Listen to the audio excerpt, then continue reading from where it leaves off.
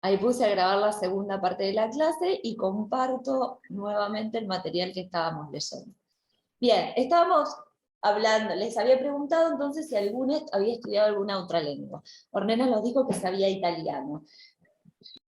Bien, habrás visto, Ornella, en italiano entonces que hay muchas similitudes entre el español y el italiano. Por ejemplo, en el italiano tienen el pretérito imperfecto y el pretérito perfecto para separar las acciones que se continúan en el tiempo de las que no, de las que se realizan o se hacen una sola vez y no son continuas. Están todas las personas gramaticales. La mayoría de los tiempos verbales que tenemos en el español están en el italiano. Bueno, esos son patrones fijos. Y todas esas similitudes tienen que ver con el tronco común, que es el párrafo que leímos acá. Que las lenguas tienen características en común y características específicas. ¿Hasta ahí vamos bien? Sí. Bien, continuamos la lectura. ¿Alguien para leer acá?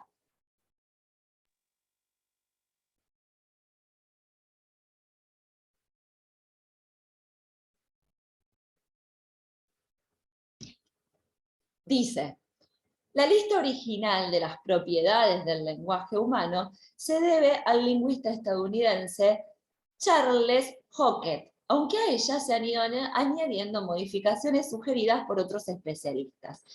En los mismos años, el lingüista francés André Martinet hacía propuestas semejantes. La relación incluye rasgos que pueden resultar obvios a primera vista. Sin embargo, como se comprobará más adelante, resultan necesarios para caracterizar las lenguas naturales frente a otros instrumentos y tipos de comunicación posible. Las diferentes propiedades pueden agruparse de acuerdo con el ámbito particular a la que se refieran, tal y como se muestra en el siguiente esquema. Propiedades del lenguaje humano. Propiedades de la señal y propiedades del proceso. Propiedades de la señal. Físicas, simbólicas, estructurales. Propiedades del proceso. Inherentes, propias, internas o naturales, o relativas a los participantes. Bien, dentro de las propiedades del lenguaje humano, propiedades de la señal, físicas, tenemos el canal vocal auditivo, transmisión irradiada, acá le falta una R, percepción direccional, evanescencia y carácter discreto. Dentro de las propiedades de la señal simbólicas, semanticidad y arbitrariedad, que son propiedades del signo lingüístico, lo vamos a ver todo mucho más específico esto, no sean problema, este es un esquema que ahora en sí no nos interesa profundizar, y propiedades de las señales estructurales, dualidad y productividad. En realidad son las propiedades del signo lingüístico, lo vamos a ver cuando veamos SOSIR específicamente. Y propiedades del proceso, inherentes, especialización y desplazamiento, y relativas a los participantes, intercambiabilidad de roles, retroalimentación total, transmisión cultural. Entonces, el lenguaje humano tiene propiedades que tienen que ver con la señal, es decir, en cómo se transmite la lengua, en el habla, en la enunciación, en la capacidad de simbolizar, y cómo es ese proceso de transmisión relativo al lenguaje en sí y relativo a las personas que participan en el proceso. Eso es lo más importante de este cuadro, que hay propiedades que son propias del canal, es decir, yo emito un mensaje a través de un determinado canal, en este caso estoy hablando, por lo tanto tengo un canal auditivo, ustedes me tienen que escuchar, yo puedo apagar la cámara, no necesitan verme, pero sí necesitan escucharme. Hay una transmisión directa, no hay nada en el medio, no es la profesora dijo que, yo estoy hablando directamente hacia ustedes, tenemos un canal en este caso que es el virtual, y estamos hablando en un carácter informal, porque es una clase en la que nos estamos tratando de vos sobre un tema que nos une en este caso que es el lenguaje. En cuanto a lo simbólico, estamos hablando de ciertos sentidos y significados, eso es la semántica, y la arbitrariedad, que ya la van a entender re bien cuando veamos el signo lingüístico, es que un signo representa un determinado objeto por una decisión convencional y no porque haya una relación natural en esa convención establecida que es cultural. Dualidad y productividad lo van a entender re bien cuando veamos signo lingüístico. Propiedades de proceso. En el proceso discursivo hay propiedades que son propias del lenguaje, hay un lenguaje especializado que estamos hablando, porque estamos dando definiciones de un lenguaje, y después hay propiedades que son propias de los participantes, que venimos a hacer nosotros, que en este circuito de comunicación estamos interactuando, que son juntamente interactuar y cambiar los roles. Cuando hablo yo soy la emisora y ustedes son los destinatarios, cuando hablan ustedes cambiamos automáticamente esos roles, y una retroalimentación, un ida y vuelta de ideas y de comentarios que hacen que lo que yo sé se enriquezca con lo que ustedes me dicen y lo que ustedes saben se enriquezca con lo que yo les puedo llegar a decir. Eso se llama transmisión cultural. ¿Se entendió más o menos este cuadro? Sí. Bien. Sí, profe. Sí, profe. Bien. Canal vocal auditivo. La modalidad básica del lenguaje humano se fundamenta en la emisión y la recepción de sonidos articulados. Una palabra es un sonido articulado. Hay un morfema que tiene un determinado fonema que ha sido atribuido y que suena de una determinada manera, que unido a otros morfemas que suenan según ciertos fonemas, tenemos una palabra. El sonido se reproduce en las cuerdas vocales, esa es la parte física que permite el habla, gracias a un tracto vocal especializado sobre lo que los humanos tenemos control. El sistema auditivo humano presenta capacidades de discriminación también especializadas, o sea, lo que nosotros escuchamos. La utilización del canal vocal auditivo tiene la ventaja de que deja el resto del organismo libre para realizar otras actividades al mismo tiempo. Por ejemplo, mover las manos cuando hablamos. Nosotros estamos utilizando este canal y no el resto del cuerpo, aunque en toda comunicación intervienen los gestos, las manos, los movimientos corporales. El carácter vocal auditivo se incluye como una de las propiedades definitorias de las lenguas humanas para subrayar que es la lengua hablada. En este caso, lo que nosotros estamos observando es la capacidad. Vieron que yo dije que el habla tiene que ver con una capacidad física. Bueno, el carácter vocal auditivo se incluye como una de las propiedades definitorias de las lenguas humanas para subrayar que es la lengua hablada y no la escrita, la modalidad natural del lenguaje. Efectivamente, desde el punto de vista lingüístico, el medio escrito constituye una modalidad secundaria y artificial, no un componente necesario de la facultad del lenguaje. Ustedes saben que una persona puede hablar sin saber escribir y leer.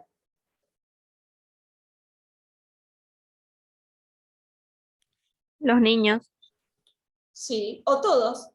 Todas las personas podemos hablar sin saber leer y escribir necesariamente. ¿Por qué será? Un adulto puede hablar sin saber leer y escribir. Es lo que nosotros llamamos analfabeto, por ejemplo. Sin alfabetización. ¿Por qué será? Ahí viene la pregunta incómoda.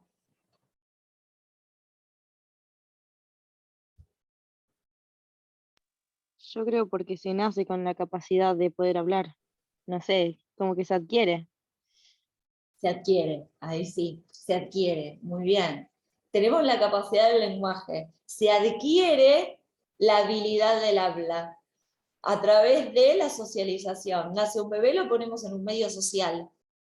Eso también nos hace humanos y no animales. Si nosotros nace un bebé y lo ponemos en el piso y nadie le habla y nadie le enseña nada, el bebé No ni habla. habla, ni camina, ni... ¿Vieron cuando tienen un chico que no se queda quieto, que rompe todo, que tira todo, que patea todo, y dicen, parece un animalito salvaje? ¿No lo escucharon alguna vez? Sí. Bueno, cuando decimos ese nene parece un animalito salvaje, porque pega, patea, rompe, grita, no escucha, no, bueno, lo que estamos diciendo en sí, que no ha adquirido normas sociales de comportamiento. Eso se adquiere en la socialización, se aprende. Hablar, nosotros aprendemos a hablar por imitación, porque escuchamos el sonido, entonces asociamos Un sonido con una imagen, esa es la construcción del signo lingüístico. Mate, mate, a tu mamá, alguien te dice mate, entonces vos, para poder pedir esto, mamadera, un niño, mamadera, mamadera, mamadera, asociás y después le decís mamadera. Ese sonido va a tener como respuesta que te van a dar la mamadera, por ejemplo. Bueno, eso lo hacemos a través de un proceso de socialización. Pero nosotros podemos, una vez que adquirimos eso desde niños, no necesariamente escribir. Y sin embargo nos podemos comunicar. La parte escrita, que es lo que dice acá el material, la parte escrita es secundaria y artificial y se adquiere en la escolarización. Es la parte de alfabetización, que es seguramente una de las asignaturas que ustedes tengan, o están en el profesorado inicial, alfabetización inicial. Aprender a leer y escribir es aprender un lenguaje artificial que representa el habla. Pero a ver, cualquier adulto puede hablar y comunicarse sin necesariamente aprender a hablar y escribir, porque hablar y escribir, escribir y leer, porque esas dos acciones son parte de otro tipo de lenguaje, que es el simbólico. ¿Me explico? No. Sí. Cuando el material habla de la lengua natural, es la lengua que uno aprende cuando se socializa y relaciona un objeto con un sonido, y entonces va aprendiendo que esos objetos tienen un nombre, que esos nombres son esos sonidos. Entonces va construyendo la realidad de lo que es el habla. Entonces empiezo a hablar, lo razono. Ahora, esa palabra que yo estoy hablando, después la tengo que escribir. Aprender a escribir, a leer y a escribir es otro proceso. Eso pasa por un proceso institucional que es la escuela. Ahí me alfabetizo. Efectivamente, desde el punto de vista lingüístico, el medio escrito constituye una modalidad secundaria y artificial, no un componente necesario de la facultad del lenguaje. La adquisición de su lengua por parte de los niños en su entorno natural y la existencia de sociedades que no conocen la escritura representan argumentos a favor del carácter subsidiario y dependiente de la escritura. La escritura es subsidiaria. ¿Saben qué significa algo subsidiario? Porque hay culturas que muchas se han perdido, pero que son totalmente orales y no tienen ninguna representación escrita, sobre todo las culturas originarias. No es como, Sí. el subsidio no es como una ayuda, algo de eso, un apoyo. Exacto, es eso.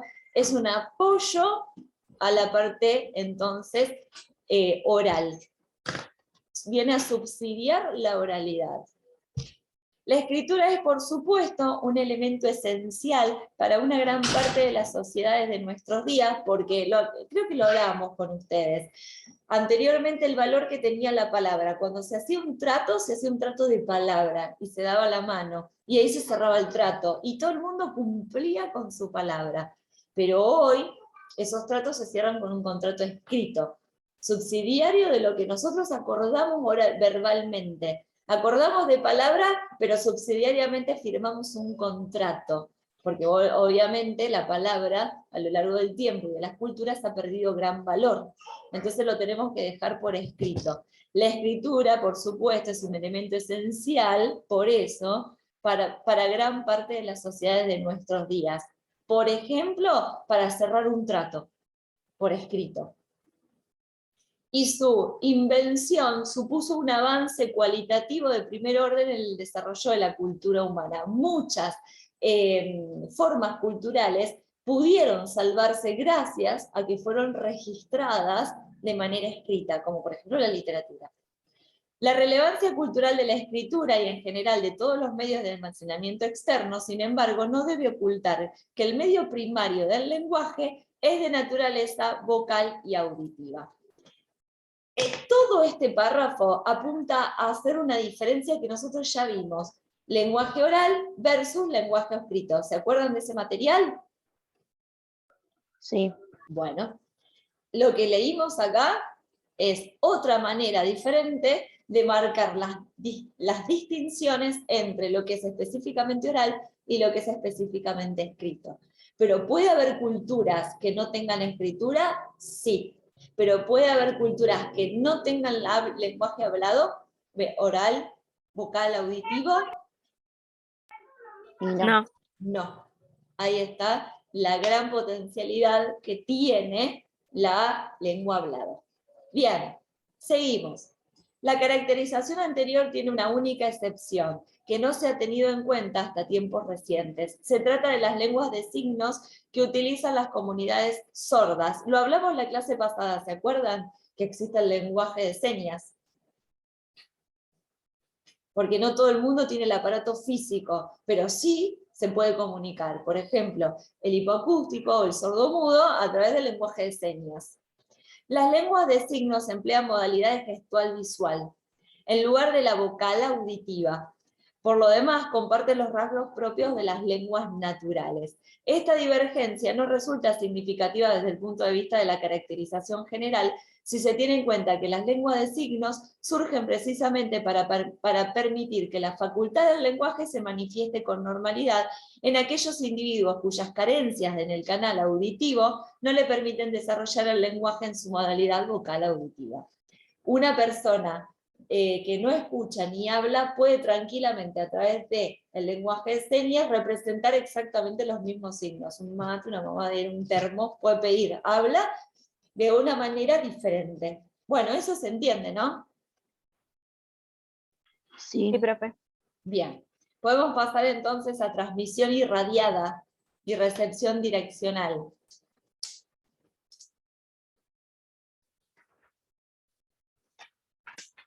Yo les sintetizo este punto. Canal vocal auditivo, existe una lengua oral que es diferente a la lengua escrita, pero para la transmisión cultural la que no puede faltar nunca es la oral. Sí podemos carecer de la escrita. ¿Eso se entendió?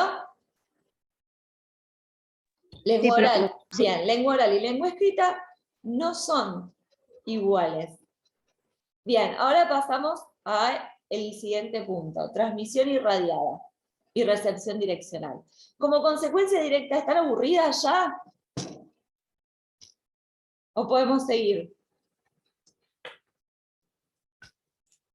No, sigamos. Como consecuencia directa de la física del sonido, las señales lingüísticas se transmiten por medio aéreo en todas las direcciones. Las cuerdas vocales no producen palabras, producen vibraciones. Esas vibraciones, si no existe aire, en medio físico, el aire no se mueve, el sonido no se produce. Por eso en el vacío no hay sonido. Eso es una cuestión física. Los sonidistas lo tienen clarísimo. Por ejemplo, un sonidista mide la distancia en donde va a poner una caja de sonido donde tiene que llegar y también tiene que medir la dirección del viento, por supuesto. ¿Vieron que alguna vez les pasó que están hablando afuera, en el exterior, en un campo, y te dicen, no te escucho, porque el viento va para el otro lado y se lleva las palabras? Es literal. Se lleva la vibración del sonido hacia otro lado que direccionalmente no está en mi oído. Entonces, muchas veces tengo que tener en cuenta estas cuestiones del medio para poder saber si el otro me va a escuchar o no me va a escuchar. Las señales lingüísticas se transmiten por medio aéreo en todas las direcciones. El sonido se propaga en forma de onda y se expande de manera radial a partir del punto de origen. ¿Alguna vez vieron el dibujo de las ondas con las que se representa un sonido? El sonido. Creo que sí. Sí. La frecuencia en la que se da una onda, la onda se divide en frecuencia, o sea, en el tiempo, cuántas ondas sonoras se da, se llama frecuencia. Ahí tenemos, por ejemplo, la frecuencia modulada, y según el tamaño de la onda se llama amplitud y frecuencia.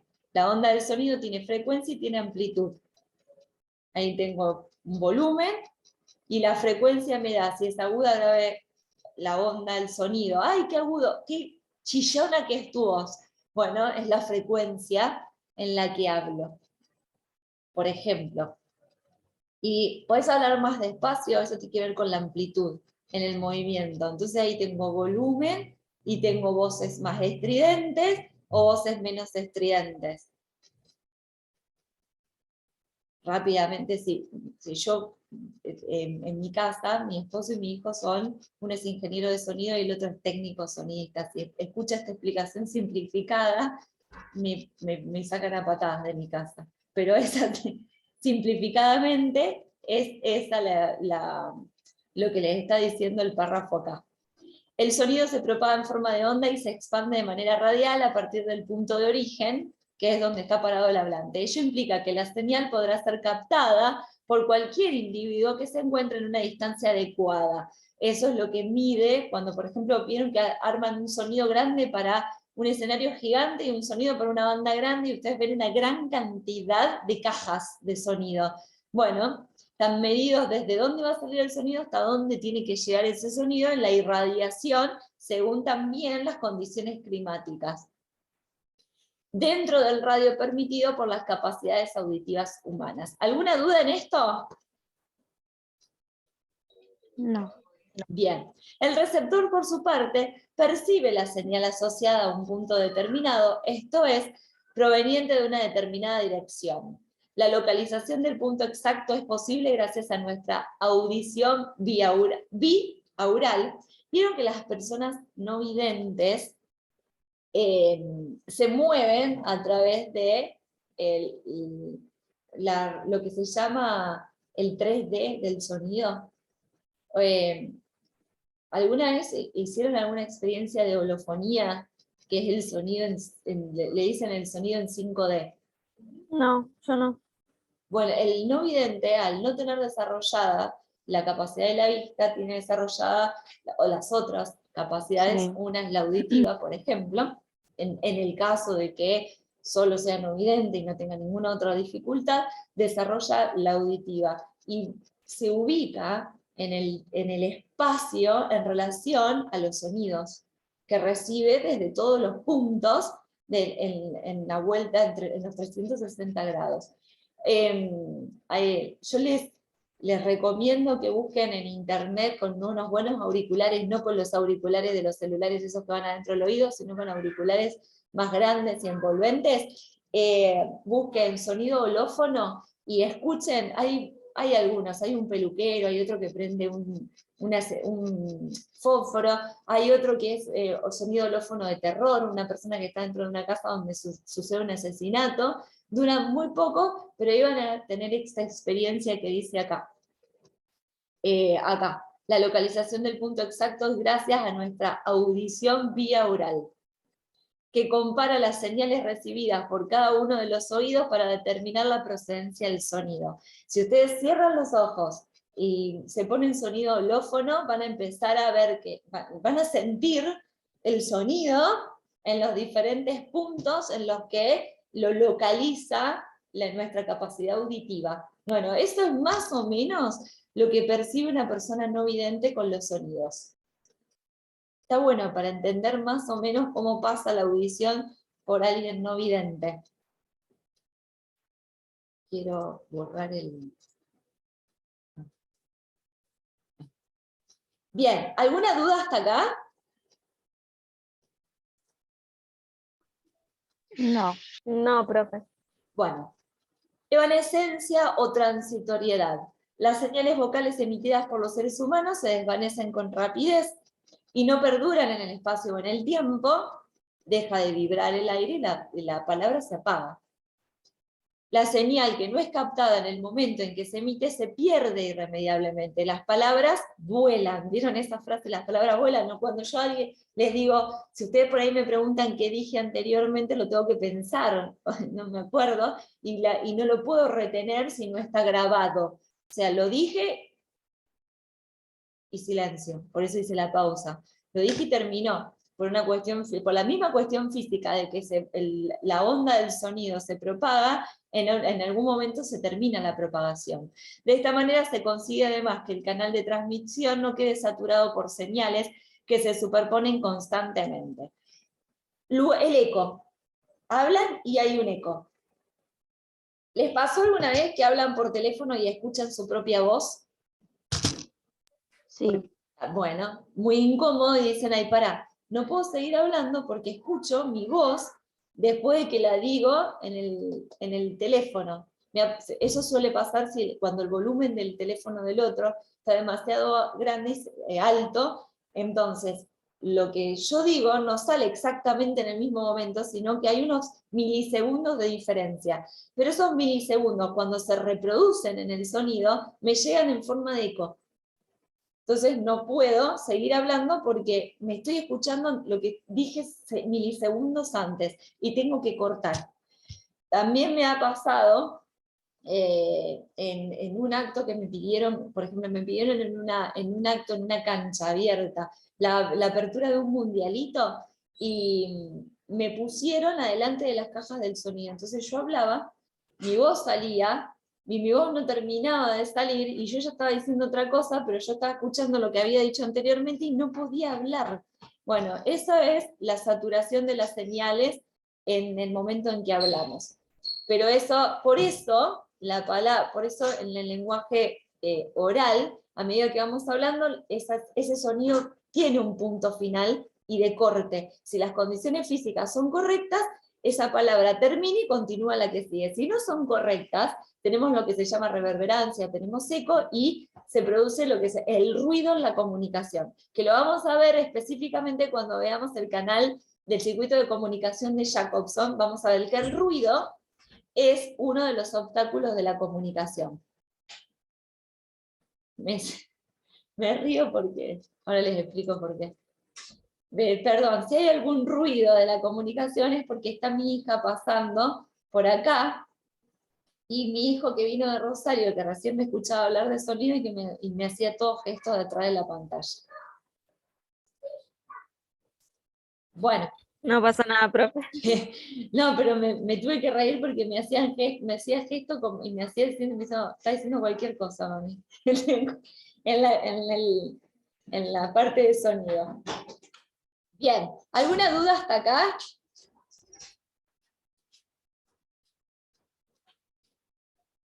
Si no, seguimos. No. Por ahora no. Bien, el lenguaje impone en principio la presencia simultánea en unas mismas coordenadas espaciotemporales de los individuos que se comunican.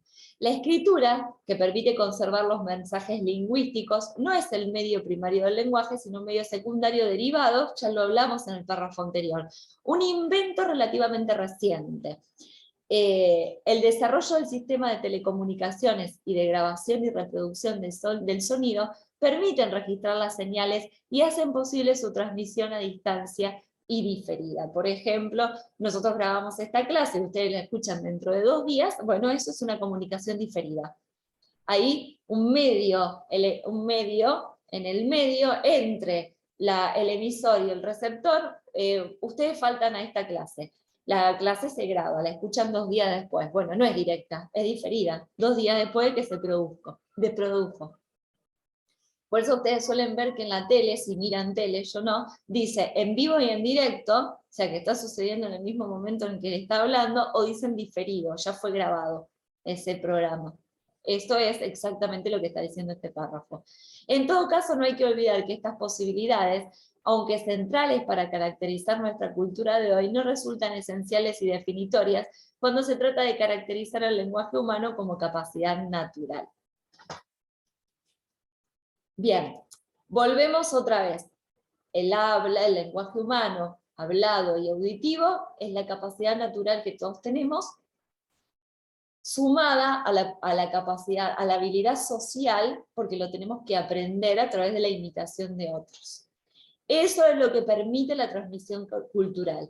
La escritura, el sistema de grabación, la comunicación diferida, en vivo o en directo, y todos los medios tecnológicos posteriores no son esenciales, sino que son, lo que la palabra que decíamos acá, un apoyo, subsidiarios. ¿Hasta acá estamos? Sí. Bien, carácter discreto. El sistema formador humano puede emitir una gama muy variable de sonidos. Los hablantes, sin embargo, interpretamos este continuo como si estuviera formado por unidades discretas, es decir, por categorías diferentes y diferenciadas entre sí. Los hablantes de todas las variedades del español distinguen, por ejemplo, entre los sonidos P y B, pata y bata. ¿Vieron que dice acá? En palabras como pata y bata. No hay ninguna posibilidad intermedia entre ambos. Con incidencia de cuáles sean exactamente las propiedades del sonido emitido, si se parece más a una P o a una V, cualquier oyente entenderá uno u otro sonido, pero no indistintamente ambos, o un sonido intermedio, o escuchás la P o escuchás la V, que es la parte fónica. Si tus oídos están bien, si no, no escuchás ni la P ni la V. Esto no ocurre, en cambio, con otras manifestaciones sonoras no lingüísticas. El llanto puede ser más intenso o menos, pero no somos capaces de identificar en él categorías diferentes. Nosotros escuchamos el llanto, sí, más fuerte, menos fuerte, pero ahí no sabemos si llora porque le duele, el perro llora porque le duele una pata, o porque le pusieron una bata que le tapa los ojos. Llora. Me quedé acá. Aunque en el mundo, me quedé acá, ¿no? Sí. Aunque en el mundo físico encontremos de hecho una gradación, en el plano lingüístico se establece una oposición nítida, discreta y no gradual. En el plano sonoro, cada lengua selecciona solo un subconjunto de estos sonidos y establece diferencias categoriales entre ellos. Es decir, establece su propio inventario de unidades discretas. Esto es lo que hace que una lengua tenga una estructura específica, que es ese puntito que marcamos al final y que explicamos. Justamente este. En el plano sonoro, cada lengua selecciona un conjunto, subconjunto de sonidos y establece diferencias categoriales entre ellos. Eso es lo que hace que una lengua sea específica y diferente a otra. Es decir, establece su propio inventario de unidades discretas de sonidos. ¿Se entiende eso? Sí. Bien. Esto explica que lo que es un contraste básico en una lengua pueda no serlo en otra. Por ejemplo, ahí descubriste, Ornella, que puedes escribir el apunte. Por ejemplo, el contraste entre P y B, ¿sí? Ustedes pueden escribir y pueden aportar, tienen las mismas herramientas que tengo yo. Esto explica, que un contraste básico en una lengua pueda no serlo en otra. Por ejemplo, el contraste entre P y B no tiene carácter discreto en otras lenguas como el árabe. Y aunque en español pronunciamos los dos sonidos consonánticos de la palabra dedo de manera muy diferente, nuestra lengua no establece contrastes a partir de esta diferencia. En cambio, otras lenguas, como el inglés, sí lo hacen. El primer sonido, D, se parece al de la palabra inglesa dose, dosis, mientras que el segundo, esta fonética, se asemeja a la de chose, aquellos. Esto es para que nosotros veamos específicamente, y vuelvo a repetir, que cada lengua, si bien tiene características comunes, tiene otras que lo hacen muy específicas. Por ejemplo, la fonética. La fonética hace que una lengua tenga diferencias con otra lengua. ¿Se entiende eso? Por eso ustedes, Sí. ustedes ven cuando estudian otro lenguaje, ven fonética también. No solo cómo se escribe, sino cómo se pronuncia.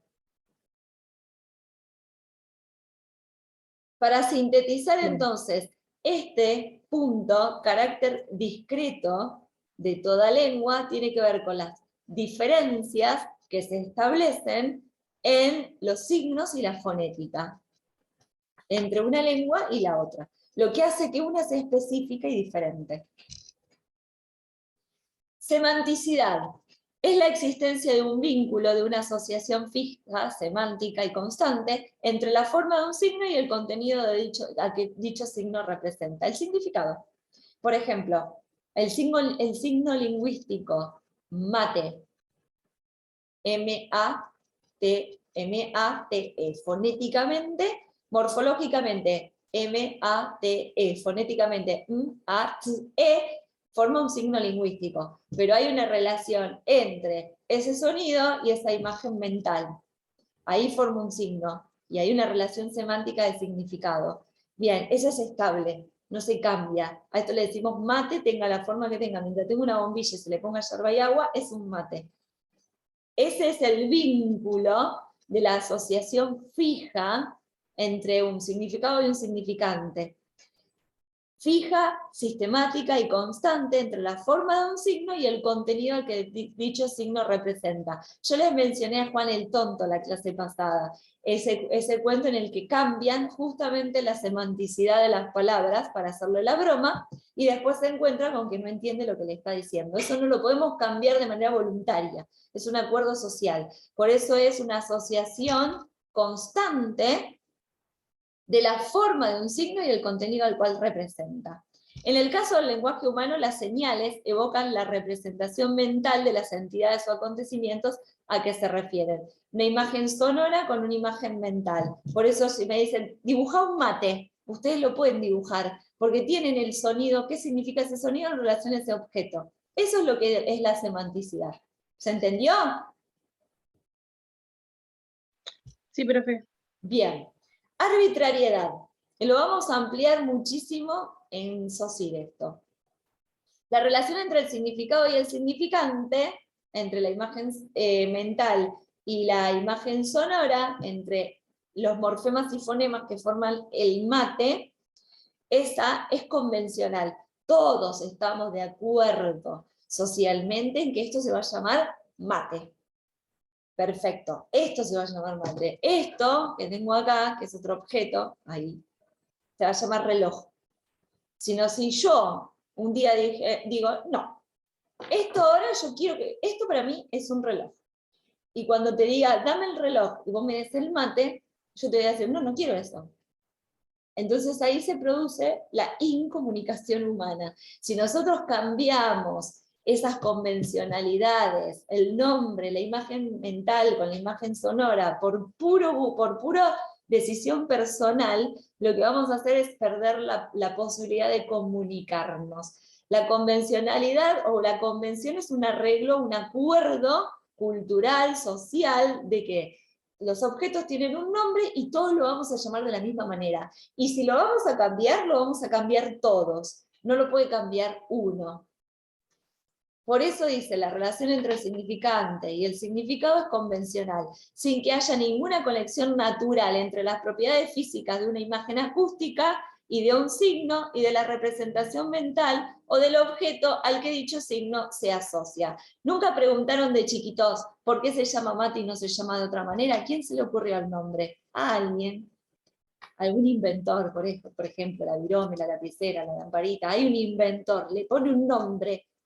¿Y por qué? ¿Cuál es la relación? Ninguna. Es una convención social. No hay nada que naturalmente me diga que se tiene que llamar así. Es puerta a puerta. Y la puerta tiene forma de puerta. Sí, para nosotros hoy tiene forma de puerta y es una relación convencional. Pero ¿qué cualidad física le ponen? Ninguna. Es social, convencional. Esa es la respuesta a por qué los objetos tienen los nombres que tienen. Me dan un minuto, queda un minuto. Justo quería prender la luz. Cortamos acá para que no se corte la explicación y después